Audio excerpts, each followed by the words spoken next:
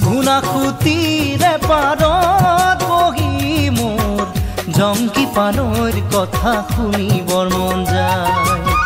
থাকিবানে সঁচাকৈ মোৰ কনে গৈ মই আহিমে বুলি তুমি বাটে চাই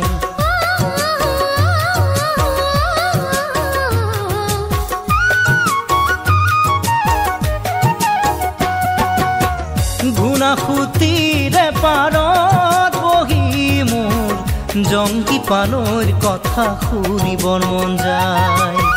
থাকিবানে সঁচাকৈ মোৰ কনে গৈ মই আহিমে বুলি তুমি বাটে চাই